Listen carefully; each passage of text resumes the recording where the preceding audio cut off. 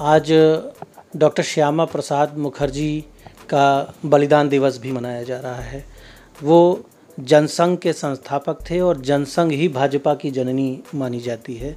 और देश के जो जनसंघ के जो पहले एमपी थे, शुरू में जो 3 एमपी जीते थे, उनमें से एक डॉक्टर श्यामा प्रसाद मुखर्जी थे।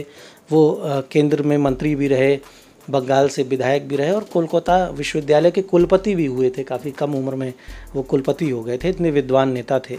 लेकिन उनकी संदिग्ध मौत कश्मीर में हो गई थी। कहा जाता है कि उन्हें एक राजनीतिक षड्यंत्र के तहत मार दिया गया, क्योंकि वो कश्मीर में शेष भारतीयों के अधिकारों की लड़ाई लड़ रहे थे।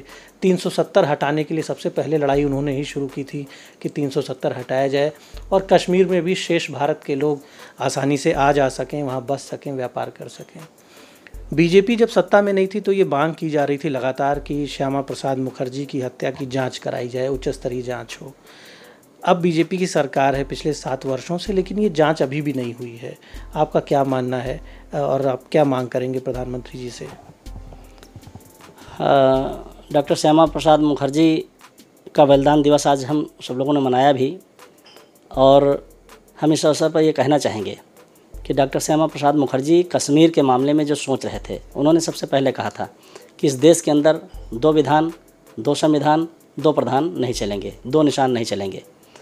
आप जानते हैं कि कश्मीर के अंदर भारत का झंडा नहीं फहराया जाता था, कश्मीर का झंडा अलग था। लेकिन धारा 370 को समाप्त करके हमारी सरकार ने कश्मीर के अंदर भारत का संविधान लागू किया है। हमें कहते थे कि कश्मीर हमारा अभिन्न अंग है। किसी अंग को अभिन्न अंग कहने की आवश्यकता क्यों पड़ती थी या उसकी ज़रूरत क्यों पड़ती थी? इसका मतलब वो कहीं ना कहीं भिन्न था, किन्हीं मामलों में वो भिन्न था, तभी हम उसको कहते थे अभिन्न है। लेकिन वास्तव में कश्मीर अभिन्न अंग अब बना है, अब भारत का अंग है। अभिन्न कहने की आवश्यकता ही नहीं, अब वो भारत का अंग है, क्योंकि भारत का संविधान अब वहाँ पर लागू हो गया है। भारत का तिरंगा झंडा वहाँ पर फहराया जाने लगा है, भारत का कानून वहाँ पर लागू हुआ है। तो अब जाकर के कश्मीर, और ये सबसे पहले सोचा था डॉक्टर श्यामा प्रसाद मुखर्जी जी ने, उनकी शहादत हुई वहाँ पर। और मैं समझता हूँ कि धारा 370 हटा करके हमारी सरकार ने एक सच्ची श्रद्धांजलि डॉक्टर श्यामा प्रसाद मुखर्जी जी को दी थी। उन्होंने जो कुछ सोचा था, उनकी वहाँ पर मौत भी हुई संदिग्ध परिस्थितियों में। उनकी मौत नहीं बल्कि उसको हम शहादत कहते, वो शहीद हुए थे कश्मीर को भारतवर्ष में मिलाने के लिए।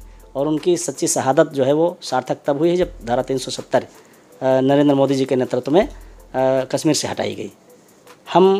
आपने जैसे कहा कि उनकी जो मौत का रहस्य है वो अभी बरकरार है कि कैसे उनकी मौत हुई। उनकी मां ने तत्कालीन प्रधानमंत्री नेहरू जी को पत्र भी लिखा था और उन्होंने भी आरोप लगाया था और जांच की मांग की थी। और कहा जाता है कि जो उस समय कश्मीर के मुख्यमंत्री थे शेख अब्दुल्ला, जो कि 370 के प्रबल हिमायती थे, वो श्यामा प्रसाद मुखर्जी को कश्मीर में घुसने नहीं देना चाहते थे। उन्होंने ही अरेस्ट करवा के उन्हें जेल में डलवाया था और जेल में ही उनकी संदिग्ध परिस्थितियों में हालत बिगड़ी और उनकी मौत हो गई। तो ये बीजेपी के बड़े नेताओं ने, पूर्व प्रधानमंत्री अटल बिहारी वाजपेयी ने भी ये मुद्दा उठाया था कि उनकी मौत सामान्य नहीं थी, एक साजिश के तहत उनकी मौत हुई या फिर उनकी हत्या हुई, इसकी उच्च स्तरीय जांच होनी चाहिए। ये बातें बीजेपी के बड़े नेता कई बार कह चुके हैं। हाँ, ये बात कही गई है और हम इस बात को हम भी मानते हैं कि उसकी जांच होनी चाहिए। और इसके लिए हम सरकार में बात भी करेंगे कि उनकी मौत की जो है रहस्यमयी जो मौत हुई है, मैं भी इस बात को मानता हूँ कि उनकी स्वाभाविक मृत्यु नहीं हुई होगी, साजिश के तहत उन्हें जो है उनकी हत्या की गई होगी और उसकी जांच होनी चाहिए। इसके लिए हम सरकार से मांग भी करेंगे और हम अपने बड़े नेताओं से बात भी करेंगे कि उसकी अब जांच हो और दूध का दूध पानी का पानी हो कि किस तरीके से उनकी हत्या की गई थी।